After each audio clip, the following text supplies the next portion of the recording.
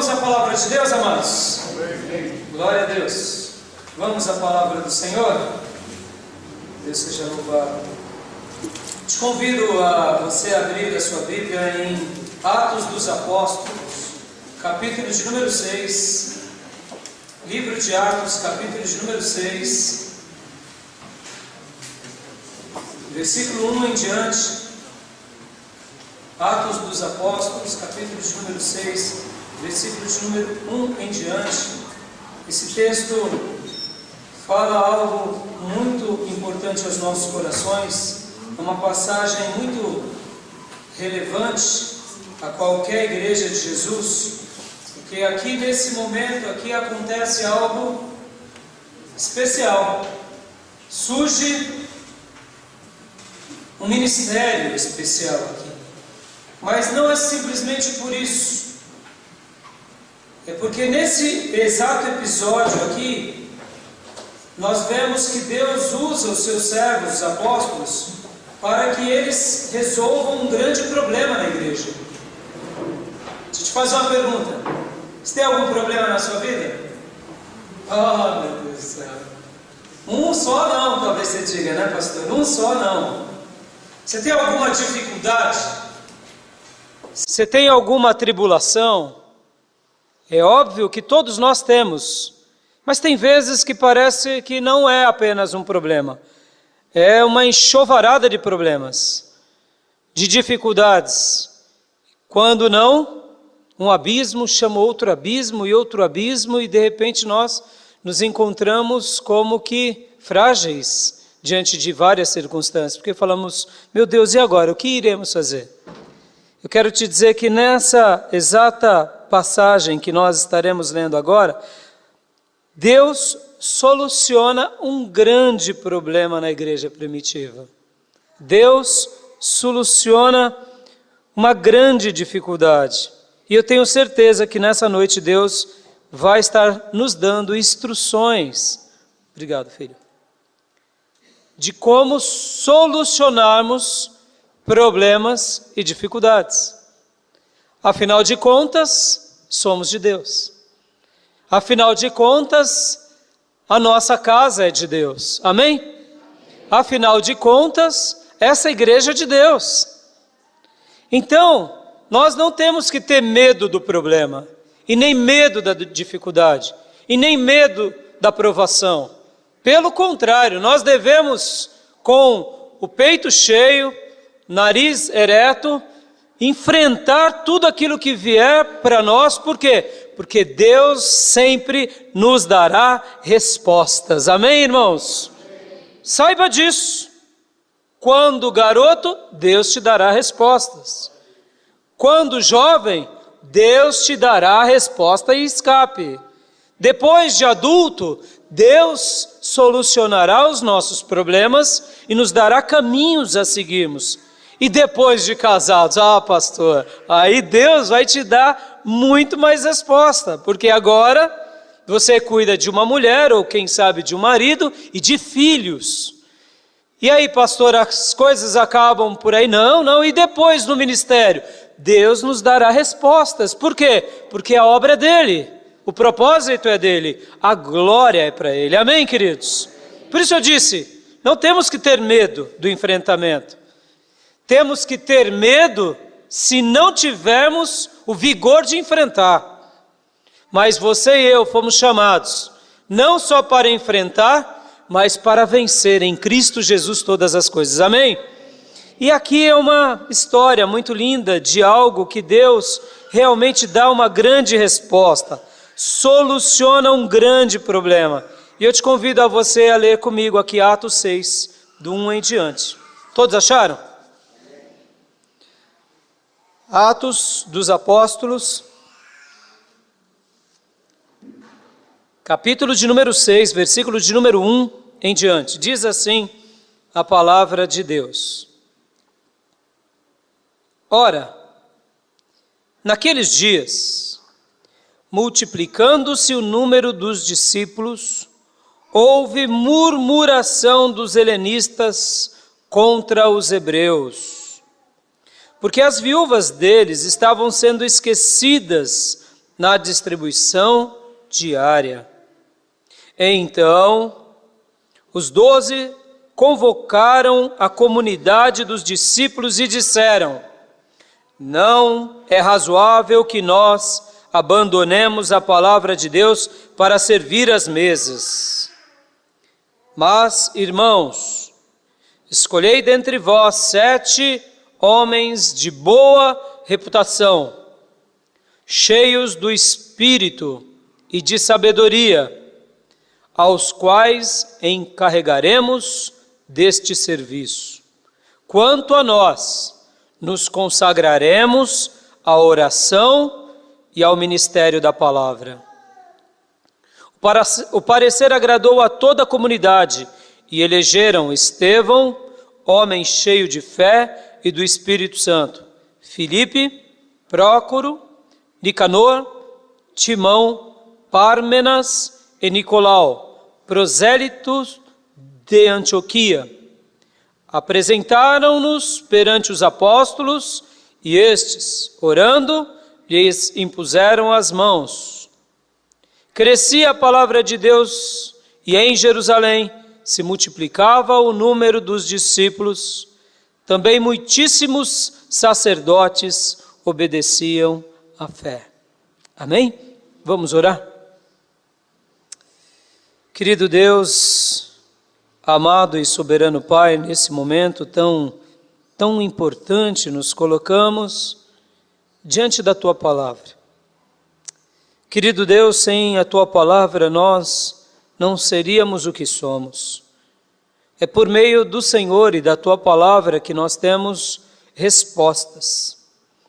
Respostas para a nossa alma, respostas para a Tua igreja e respostas para todas as pessoas em todos os lugares. A Tua Palavra, Senhor, ela é a espada do Espírito. A Tua Palavra, Senhor, ela é aquilo que mais nos revela a Tua vontade, o Teu querer, o Teu desejo e o Teu coração. Ó Deus, abre os nossos olhos para compreender a Tua Palavra. Abre os nossos olhos para entender a Tua Palavra. E como disse aqui o versículo 7, a conclusão, onde cita que crescia a palavra de Deus, que nessa noite a Tua Palavra cresça em nossos corações, cresça, aflore e frutifique tudo que Tu tens para nós, e que tudo aquilo que tem impedido o crescimento da Tua Palavra na Tua igreja, que caia por terra em nome de Jesus. E todas as almas que nos ouvem possam ser ministradas e possam ser libertas de tudo o que tem atrapalhado o crescimento da Tua Palavra no nosso coração. Sabemos, ó Deus, que foi por meio da Tua Palavra que Jesus Cristo venceu o diabo no deserto. E por meio da Tua Palavra que o caminho de Deus é revelado. E nós sabemos que é por meio da Tua Palavra que o Teu Santo Espírito trabalha poderosamente ainda nos nossos dias.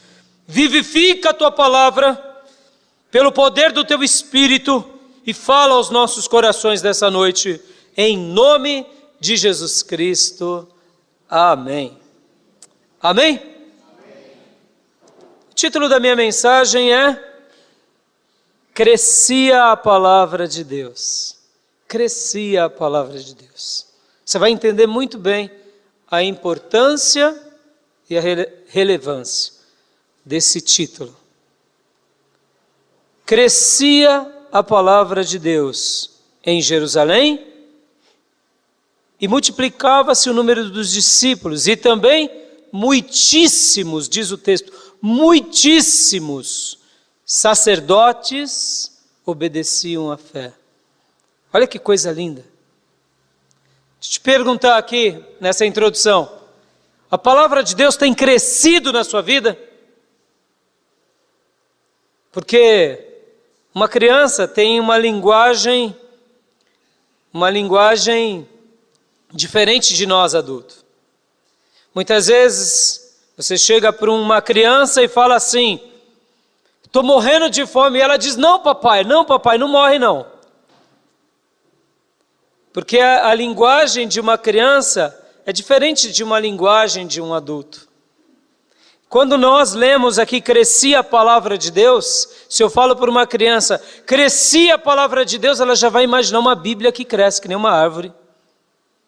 Porque a linguagem de uma criança é essa. Mas numa linguagem de adulto, eu tenho certeza que você pode fazer várias analogias aqui. E é nisso que eu queria te perguntar hoje. A palavra de Deus, ela tem crescido na sua vida?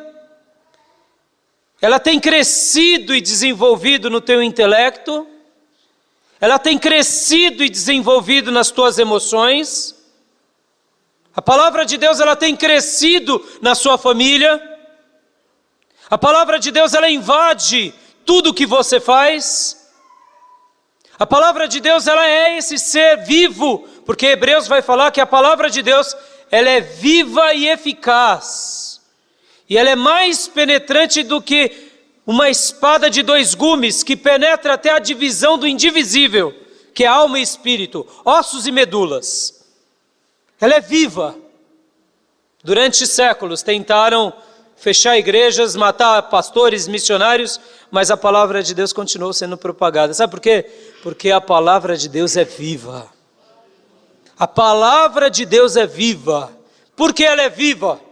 Porque ela foi feita pelo Espírito Santo de Deus.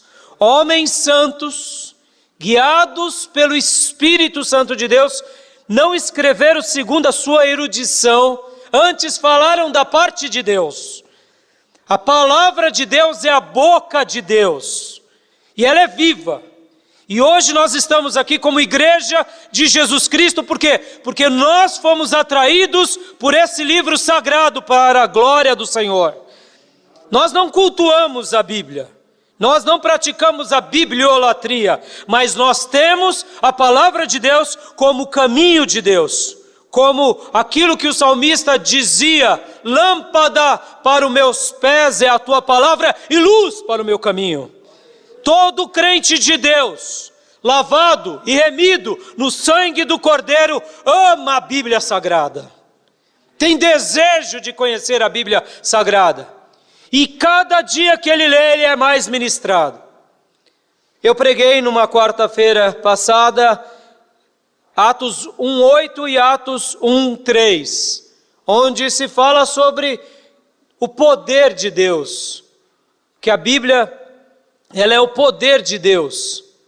Ela é o livro que retrata sobre essa grandeza de Deus, no sentido de que receberíamos o poder do Espírito Santo de Deus. Ao descer sobre nós, o Espírito Santo, receberíamos poder e seríamos do Senhor testemunhas. E algumas quartas-feiras passadas eu falei sobre ser uma testemunha. Atos 1:8 e Atos 6. E falei sobre testemunha e bom testemunho. E enquanto meditava depois sobre essa expressão testemunha, bom testemunha, o Espírito Santo de Deus falou muito ao meu coração sobre o versículo número 7. Crescia a palavra de Deus. E como Deus vem falando comigo sobre isso? Porque eu acredito, irmãos, que toda vez que a palavra de Deus cresce em nós, cresce na nossa vida, Deus é glorificado e todos os nossos problemas, dilemas e dificuldades são resolvidos pelo poder de Deus. Porque quando nós damos lugar ao Senhor, Deus toma a frente das nossas vidas, Deus nos conduz poderosamente. E esse texto aqui fala sobre esse problema que foi estabelecido na igreja primitiva. Qual era o problema? Um problema de murmuração. É um grande problema? Claro que é um grande problema. A murmuração, como diz a Bíblia em Coríntios, foi um dos 5 pecados que fez o povo de Israel nos 40 anos lá no deserto perecerem. A Bíblia vai falar que houve 5 pecados que o povo de Deus cometeu no deserto. E esses 5 pecados fizeram com que o povo de Deus perecesse de forma trágica no deserto. E eles pecaram diante do Senhor, e um desses 5 pecados que fez com que milhares de judeus ou de hebreus perecessem, um deles era a murmuração. A murmuração é algo muito sério. E aqui o texto começa dizendo o seguinte: olha, houve um problema em que as viúvas estavam sendo esquecidas. E quando essas viúvas começaram a ser esquecidas, houve murmuração por parte delas. E o texto talvez vai falar algumas coisas no versículo 1 que muitos dos irmãos não se apercebem. Porque aqui no texto está falando o seguinte: olha, ora, naqueles dias multiplicando-se o número dos discípulos, houve murmuração dos helenistas contra os hebreus. Talvez você diga assim: mas pastor, quanto mais a igreja cresce, menos problema nós teremos, né? Não, irmão, nós teremos mais problemas. Porque não existe igreja perfeita. Aqui o texto está dizendo: olha, cresceu o número dos discípulos e teve um problema. É simples assim. Essas receitas mirabolantes que muitos pastores inventam, dizendo: olha, eu descobri o problema para que todos os crentes não tenham mais problema. Isso não existe, irmãos. A matéria-prima, muitas vezes, do pastor é o problema. É verdade. Se não fosse o problema, para que estaríamos aqui? Para que todos nós estaríamos na casa de Deus, sendo treinados por Deus? É porque temos problemas. Precisamos de orientação. A grande questão não é o problema e não é a dificuldade. A grande questão é: nós não queremos passar pelas lições de Deus ou aprender com Deus. Aí isso é um problema. Isso é um grande problema. Dificuldade conjugal, dificuldade relacional, dilemas e conflitos, nenhum problema. Eu me recordo de uma ocasião em que eu preguei aqui na igreja 10 pecados ou 10 dificuldades da igreja primitiva. E 10 soluções. Estavam entre nós um irmão da Bahia, que quando eu preguei, o primeiro domingo eu preguei as 10 dificuldades da igreja primitiva. Ele olhou para mim e falou: pastor, mas a igreja primitiva tinha dificuldades e problemas ou pecados? Eu falei: filho, leia lá, em Atos, você vai encontrar mais do que 10. Ananias e Safira, um deles. Simão o mágico, outro. O martírio, a perseguição da igreja, muitas vezes, contendas. Aqui, por exemplo, a murmuração, problema. Ou seja, o problema ele sempre vai existir. A dificuldade sempre vai estar diante de nós. Só que ao mesmo tempo, em Deus, no Senhor, quando estamos firmados e buscando na palavra de Deus, nós teremos sempre um parecer da parte de Deus para qualquer problema, para qualquer dificuldade, para qualquer doença e para qualquer trauma. Por quê? Porque Deus não mudou. Amém, igreja? Deus não mudou. Se Deus solucionava os problemas da igreja primitiva, por que não vai solucionar os nossos problemas e os problemas do nosso casamento e da maneira em que enfrentamos a vida? Nos dias da igreja apostólica não tinha automóvel. Tinha carruagem, cavalo, jegue, burro. Mas tinham dificuldades. Não tinha avião, não tinha navio. Mas o ser humano não mudou. Hoje nós temos a tecnologia aliada a nós. Temos a indústria que produz tantas coisas. Mas continuamos tendo problemas. Não vai mudar. E enquanto existir ser humano, vai existir problemas. E mesmo que amanhã a tecnologia nos eleve a um patamar de descoberta científica, tecnológica muito mais ousada e maravilhosa, mesmo assim muitos problemas surgirão, mas Deus sempre terá para cada um dos seus servos e para cada um dos seus filhos respostas. Amém, igreja? E aqui, olha só que fantástico. Aqui Deus está dando a resolução de um problema, a resolução de uma dificuldade por parte de 3 situações, de 3 coisas interessantíssimas, porque o que seriam a murmuração das helenistas? Era o seguinte: a igreja sempre fez obras sociais, e entre uma das prioridades de obra social da igreja é socorrer as viúvas. Como essa igreja ficava em Jerusalém, a igreja apostólica, tinham viúvas helênicas, ou seja, viúvas descendentes do helenismo, ou seja, descendentes dos gregos. Elas não estavam sendo assistidas como as viúvas hebreias, judaicas. Elas não estavam sendo assistidas por uma questão bem simples. Sabe aquela questão de parentesco? Você é parente da Esther. Você não é parente da Sofia. Sofia é o nome grego, que significa sabedoria. Você é parente da Esther. Então, de repente, o dilema da Esther você sabe. Porque aí você fala para o Jacó. Você vai conversar com aqueles que estão mais próximos de vocês.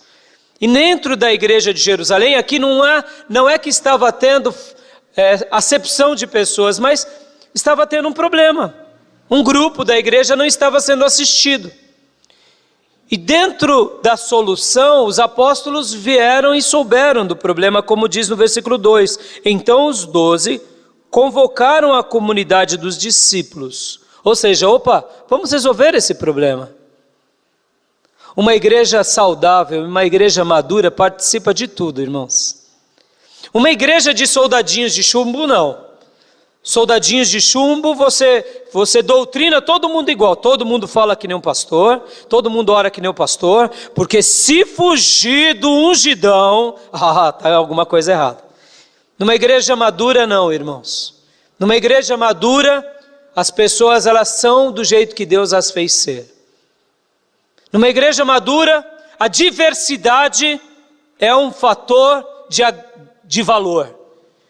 As mudanças são coisas interessantes. E no colegiado apostólico acontecia isso. Pedro era o líder.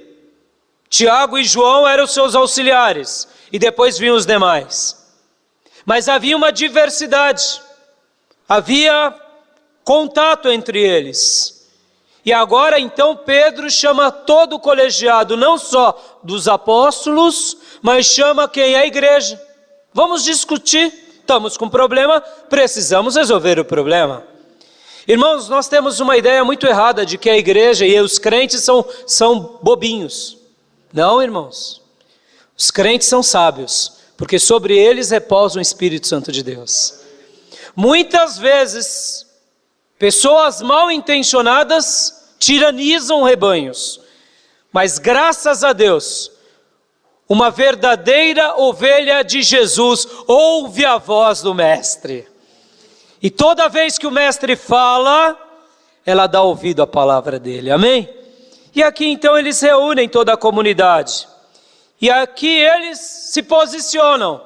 Qual era o posicionamento apostólico? Não é razoável que nós abandonemos a palavra de Deus para servir às mesas. Os apóstolos, irmãos, eles não eram preguiçosos. Os apóstolos, eles não eram omissos. Mas qual era a função pastoral que eles cumpriam? O cuidado da palavra de Deus. O cuidado do ensino. E eles estavam dizendo aqui, olha, não é razoável, não é que não possamos. Não é que não possa, mas não é prudente. Tem homens de Deus entre vocês? Se há homens de Deus entre vocês, então vamos dividir a carga. Não é razoável que nós deixemos essa função para fazer aquela. Ou seja, eles se posicionam de forma varonil, de forma nobre.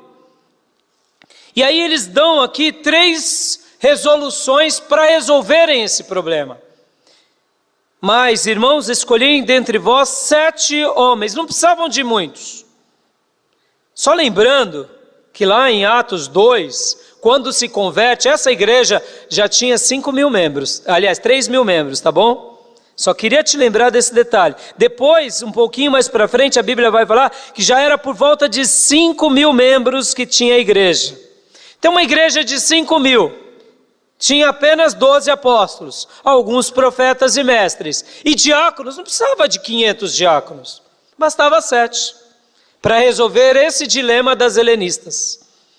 Porque 7 cheio de Deus resolve os problemas. Muitas vezes nós queremos número e achamos que precisamos de 3.000 para 5.000, ou 1.000 para 3.000, e aí vai. Mas para Deus as contas são diferentes. Lembram de Gideão? Para ganhar dos midianitas, precisou de quanto?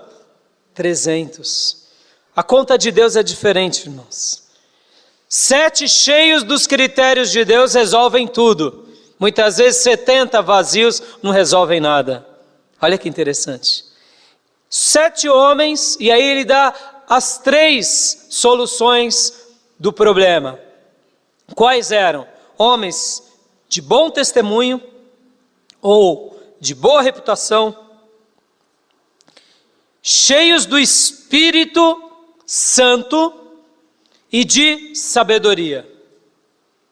Essas 3 coisas, tendo na vida desses 7, problema resolvido.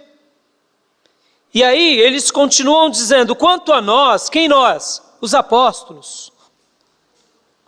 Nos consagraremos à oração e ao ministério da palavra. Nós continuaremos orando por vocês, aconselhando vocês e doutrinando vocês, porque o que um povo de Deus precisa, irmãos, não é de balela, é de palavra de Deus. O que um povo de Deus precisa é de palavra de Deus. E quanto mais homens e mulheres se dispõem a ensinar a palavra de Deus, mais problemas são solucionados. Por quê? Porque é um povo maduro no caminho do Senhor. E quanto mais esse povo é orientado por homens de Deus, sob a direção da palavra de Deus. E por que oração? Oração porque é importante você estar em sintonia com Deus, comunhão com o Espírito Santo, discernimento do Espírito Santo. Ó irmãos, como eu abomino aqui um pastor que não ora, ou um crente que não ora. Eu digo abomino no sentido positivo, porque muitas vezes, irmãos, se colocar diante da igreja, não é simplesmente colocar uma palavra, ou copiar uma mensagem, é buscar no altar de Deus qual é o dilema que aquele povo precisa. Muitas vezes nós mecanicamente ouvimos uma mensagem e de repente replicamos, Ctrl+C, Ctrl+V. Irmãos, precisamos de oração para entender qual é a palavra que Deus quer transmitir a cada um, a cada momento. Porque a palavra de Deus ela é viva e eficaz. O que Deus falou ontem, Ele falou ontem porque a nossa necessidade era uma ontem. E o que Ele vai falar hoje é outra necessidade, porque Deus conhece os corações das suas ovelhas. E no amanhã é outra coisa. Por quê? Porque Deus Ele sabe cada momento da nossa existência, cada momento da nossa vida. E por isso que um apóstolo, um líder, precisa estar diante de Deus em oração. Porque enquanto ele ora a Deus, ele consulta a Deus.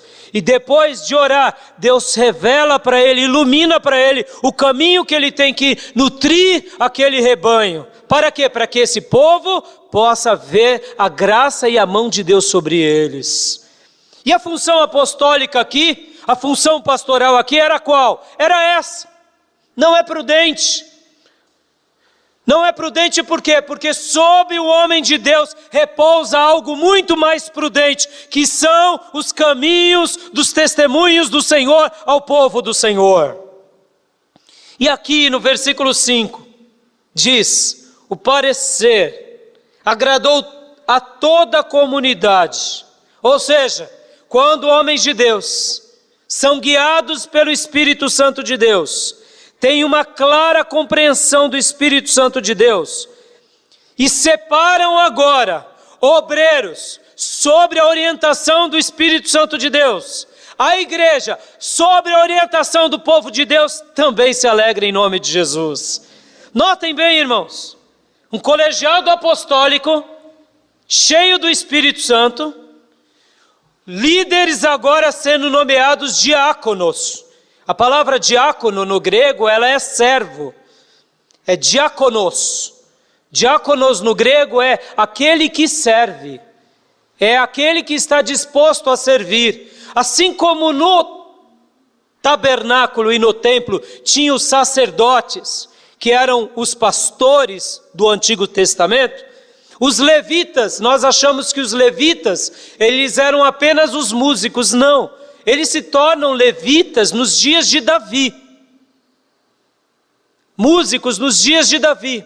Depois da construção do templo em Salomão, Davi já começa então a montar, guiado por Deus, um novo roteiro da função dos levitas, que eles iriam servir de porteiros e de músicos.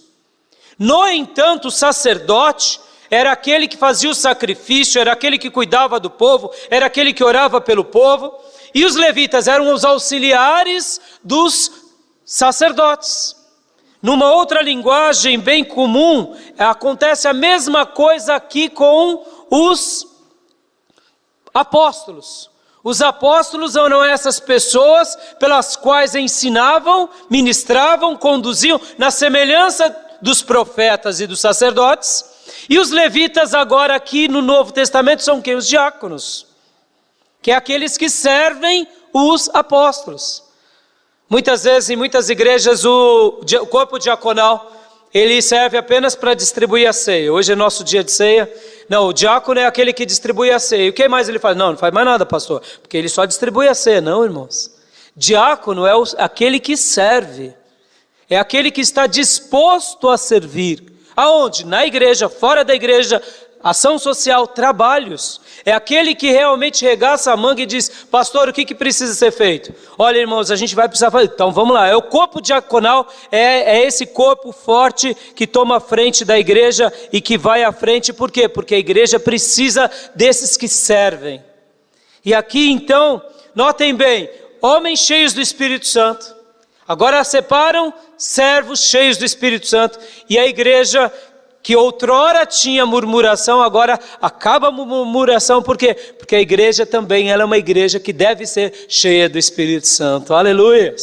Notem bem, o parecer agradou a toda a comunidade. Mas quem o texto está se referindo? Hebreus e helênicos. Agradou a todos, porque o problema foi resolvido. Como se resolveu esse problema? Um critério simples. Ou melhor, 3 observações. Separem 7, que tenham 3 critérios. E aí eu te pergunto, esses critérios aqui existiam nos apóstolos? Boa reputação, bom testemunho, cheios do Espírito Santo e de sabedoria? Os apóstolos eram pessoas assim? Sim. E esses 7 se tornaram pessoas assim? Sim. Por quê? Porque com isso a igreja é edificada. Quando há bom testemunho, há o Espírito Santo de Deus e há sabedoria, a igreja ela é edificada. E o texto continua dizendo aqui que eles elegem 7 homens, e pode ver que o nome desses 7 homens são nomes gregos: Filipe, Prócoro, Nicador, Timão, Pármenas, Nicolau, prosélitos de Antioquia.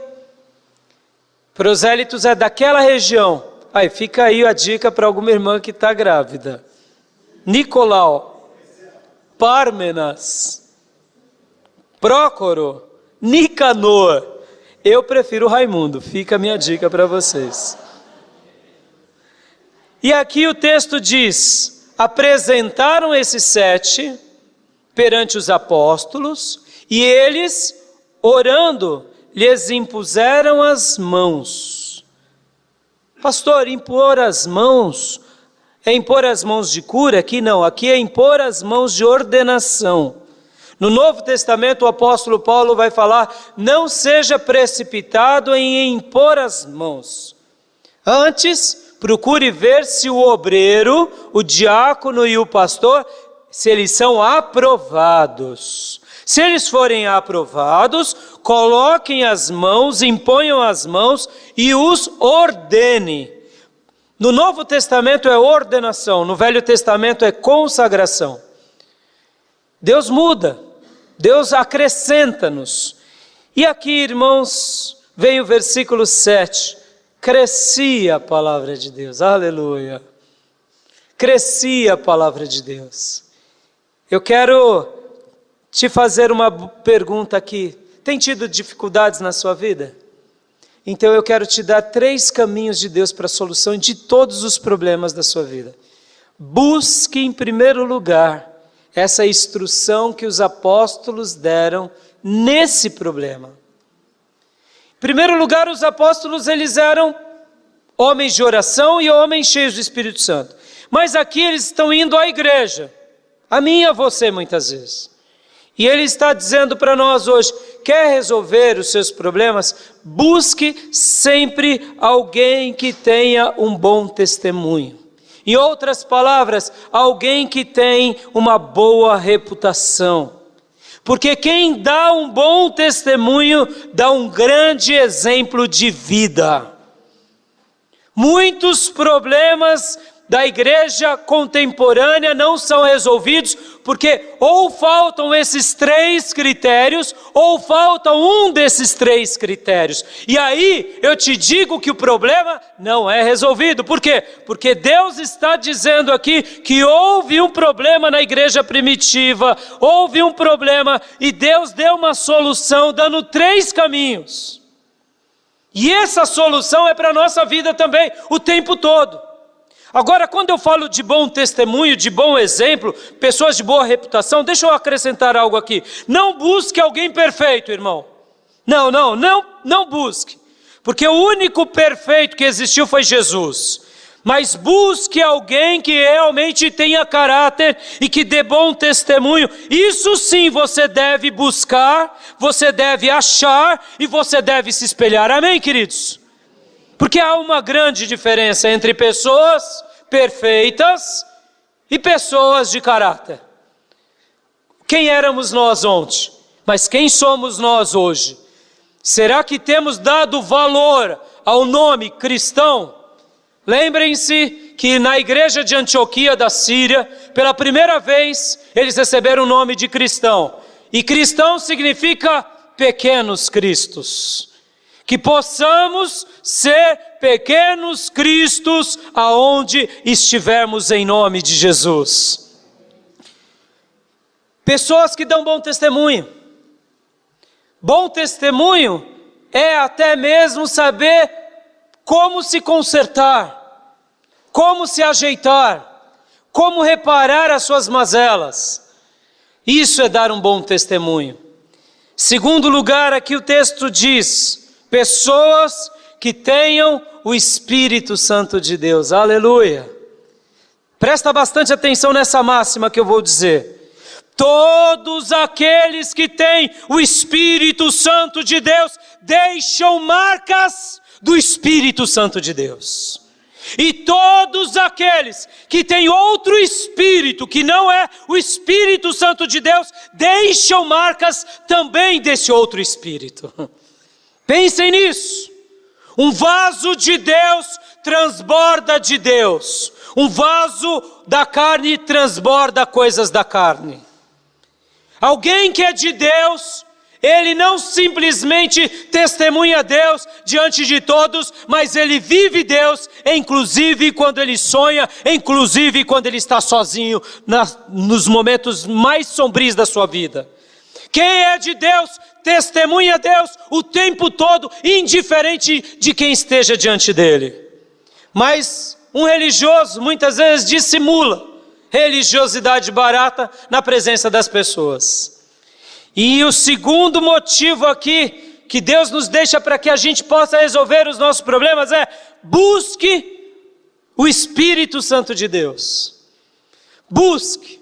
Assim como nós devemos nos espelhar em grandes pessoas que dão bom testemunho, A gente tem que buscar o Espírito Santo ou receber instruções de pessoas que transbordem o Espírito Santo. Eu me lembro de um dia que eu estava ouvindo alguns pastores, e esses pastores disseram o seguinte do Dr. Russell Shedd. Chegaram para a filha do Dr. Russell Shedd e perguntaram assim: vem cá, filha, teu pai é crente mesmo? Porque todo mundo fala que ele é crente de verdade, mas ele é crente mesmo? A filha dele disse assim num congresso de pastores, enquanto os pastores tomavam um café: queridos colegas, olha, eu acredito que meu pai é pecador, porque a Bíblia diz que todos pecaram. Mas se a Bíblia não deixasse essa instrução de que todos pecaram, praticamente, eu não me lembro da vez que eu vi meu papai pecando.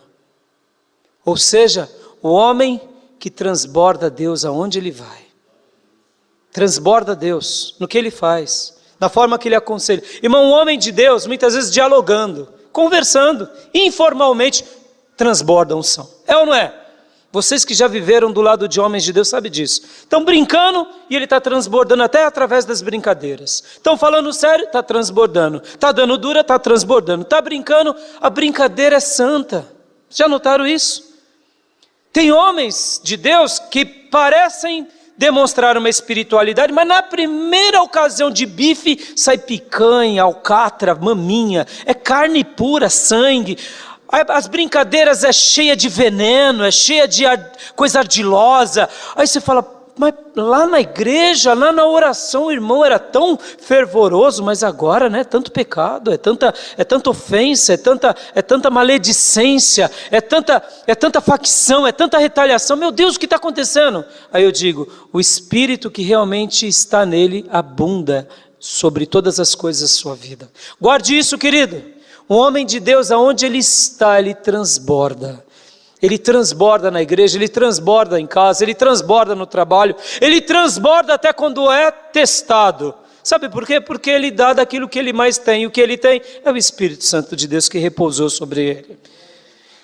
Segundo motivo de solução de problemas.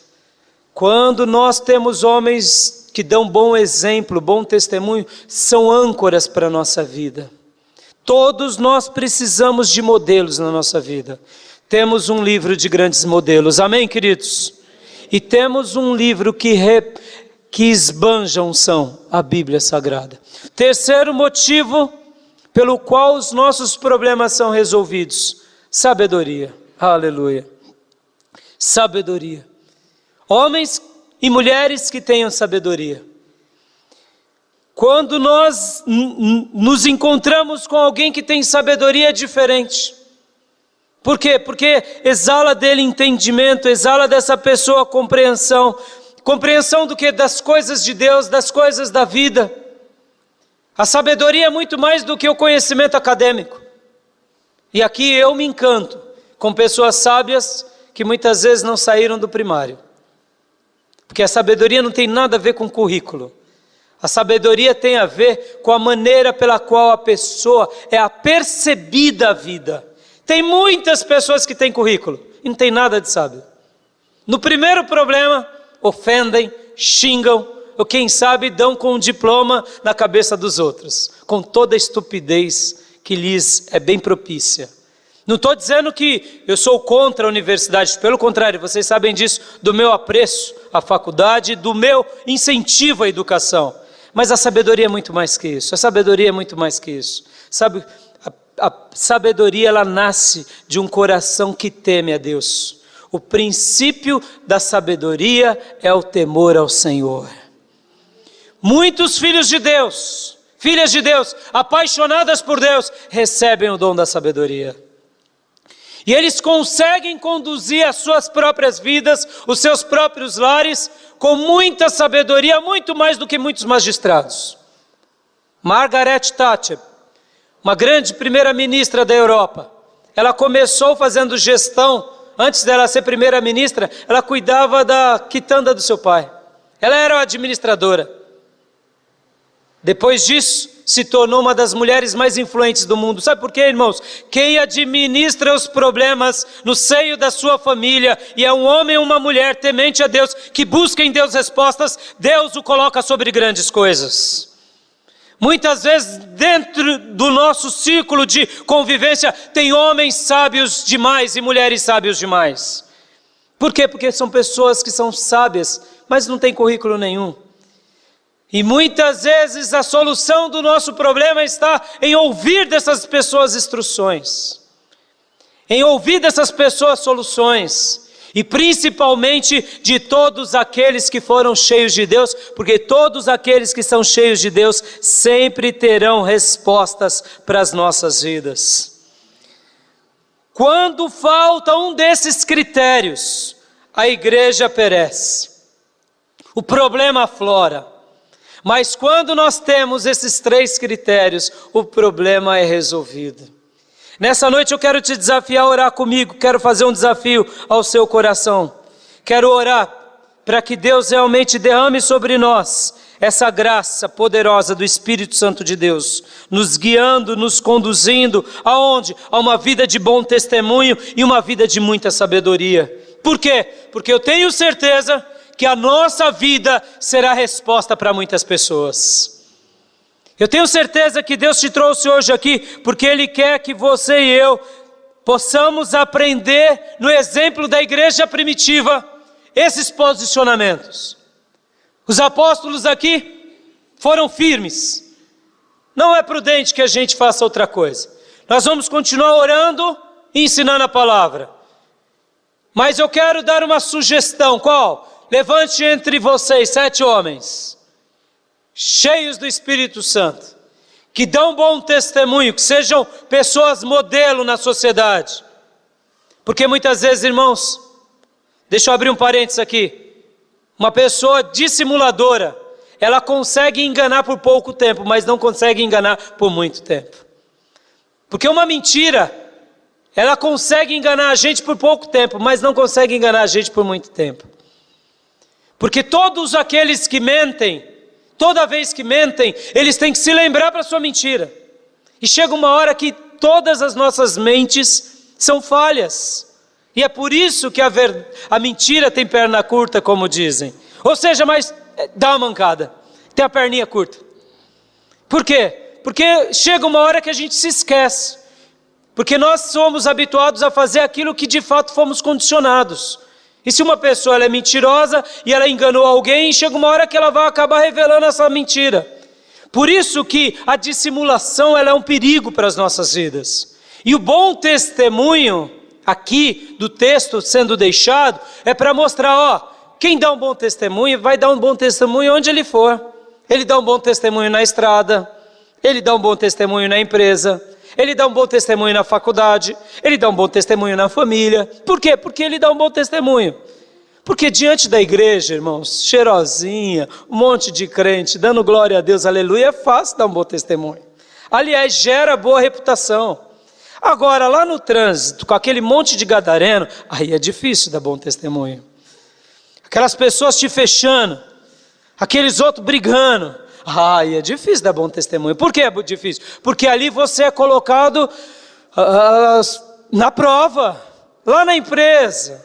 Lá é difícil dar bom testemunho. Por que é difícil? Porque lá tem pessoas maldosas, uma disputa cruel. É um querendo engolir o outro, é um querendo passar por cima do outro. E é naquela hora que você fala, não, eu tenho que ser crente, Jesus, eu tenho que ser crente de verdade. Não é assim? É assim. Olha como Deus é sábio, irmãos, os critérios de Deus não falham nunca. Por isso que esse critério é um critério que a gente tem que se aperceber. E se Deus solucionou o problema dessa igreja com essas 3 coisas, Ele vai sempre solucionar o problema da nossa vida com essas 3 coisas. Pode ver. Muitas vezes na nossa família, a gente de repente está passando por um momento de desarmonia. O que geralmente os irmãos fazem? Chamam o pastor, chamam um irmão, vem nos ajudar. E ali o pastor orienta, fala, não filho, você não pode fazer isso. O irmão mais experiente, o ancião, vem e orienta, fala, não pode fazer isso. Por quê? Porque a gente precisa de referência, gente. A gente precisa de bom testemunho, a gente precisa de quem nos conduz. Agora é claro, quem é que vai sempre nos conduzir por excelência? Jesus Cristo, Senhor. Nessa noite eu quero orar com vocês. Eu quero orar e desafiar vocês, saírem daqui com qual mentalidade? Senhor, me ajuda a dar um bom testemunho. Me ajuda a ser uma testemunha, dar uma boa reputação, porque quando eu dou uma boa reputação, teu nome é glorificado. Eu me torno alguém modelo na minha vida e na minha família. Me faça ser alguém cheio do teu Espírito Santo. Aonde? Em todo lugar. Na minha casa, no meu emprego, na escola, na minha família. Por quê? Porque eu quero transbordar daquilo que um dia o Senhor derramou sobre a minha vida. E também me dê sabedoria. Para quê? Para que eu possa conduzir a minha vida, conduzir os meus negócios, conduzir o meu ministério. Irmãos, quantas pessoas naufragam dentro da igreja porque faltam sabedoria. Tentam fazer na força do seu braço e não esperam o agir de Deus. Por quê? Porque falta sabedoria. Quantos casamentos ruem? Por quê? Porque falta sabedoria. Quantos são os filhos que se rebelam contra os seus pais? Por quê? Falta sabedoria. A sabedoria é um aliado na nossa vida imprescindível, assim como o Espírito Santo e a boa reputação. Esse problema foi resolvido. E aqui, irmãos, há uma máxima. Qual é a máxima? Para você jamais se esquecer. Quando você tem essas 3 coisas sobre você, invariavelmente acontece isso, que o versículo 7 diz: crescia a palavra de Deus. Aleluia. É impossível você ter a palavra de Deus crescendo dentro de você e não dar um bom testemunho. É impossível. Porque de duas uma, ou a palavra de Deus para de crescer, ou ela cresce e você dá bom testemunho. Porque não combina a palavra de Deus crescendo com mau testemunho. Não combina. Não combina. A palavra de Deus crescendo dentro de você não combina com a ausência do Espírito Santo. Se ela cresce dentro de você, é mais unção do Espírito Santo sobre você. Aleluia. E se a palavra de Deus cresce dentro de você e de mim, é mais sabedoria, é mais sabedoria. Por isso essa igreja crescia e a palavra de Deus crescia. Por quê? Porque eles davam bom testemunho, eles tinham o Espírito Santo e eles tinham sabedoria. Nessa combinação não tem como a palavra de Deus não crescer. Aleluia. E ela cresce, e ela cresce, e ela cresce. E o resultado disso? Pastor, o resultado disso é uma evangelização poderosa. É Deus quem começa a trazer as pessoas, porque Deus ama ver filhos e filhas que se posicionam como Ele deseja. O texto diz que ela cresce em Jerusalém e se multiplica o número do que? Dos discípulos. E os sacerdotes, muitíssimos deles, começam a obedecer à fé. Por quê? Porque os sacerdotes nesses dias, olha só isso, irmãos, presta bastante atenção nisso. Eles eram religiosos, mas eles eram legalistas. Eles eram dissimuladores. Eles eram hipócritas. E todo hipócrita, quando vê alguém cheio de sabedoria, que dá bom testemunho, e é cheio de Espírito Santo, ele fala: eu quero trocar essa hipocrisia por aquilo lá. Eu quero deixar essa religião oca e quero ser um cristão que nem ele é, que nem a Mariazinha é, que nem o Joãozinho é. Porque o Joãozinho eu vejo Deus. Joãozinho eu vejo Deus. Porque onde o Espírito Santo de Deus está, ali há fruto de vida. Onde tem bom testemunho, tem modelos. E onde tem sabedoria, há um conhecimento da parte de Deus. E aqui muitos sacerdotes que outrora crucificaram Cristo, agora começam a obedecer à fé. Por quê? Porque vê nessa igreja que é uma igreja que realmente Deus está habitando. Aleluia! E a palavra de Deus continua crescendo, na igreja e na vida de cada família e de cada crente. Eu quero que a palavra de Deus cresça na minha vida, e você? Eu quero que ela cresça. E eu quero que esses sinais aqui de bom testemunho, do Espírito Santo de Deus e de sabedoria continue crescendo. Sabe por quê? Porque sem isso, os meus problemas nunca serão resolvidos. Quer resolver os problemas da sua vida? Invoque nessa noite ao Senhor e diga: Senhor, me faça caminhar assim. Me faça ser um crente de verdade que dê um bom testemunho. Um bom testemunho na medida do que o Senhor espera. Senhor, derrama do Teu Espírito Santo. Sim, Senhor, muda, arranca tudo que está de errado. Se eu tenho me inclinado para um espírito que não é o seu espírito, que nessa noite ele vá embora, porque a partir de hoje eu quero ser somente do Espírito Santo de Deus. E derrama sobre a minha vida sabedoria, para que eu possa glorificar o teu nome, bendizer o teu nome e engrandecer o teu nome.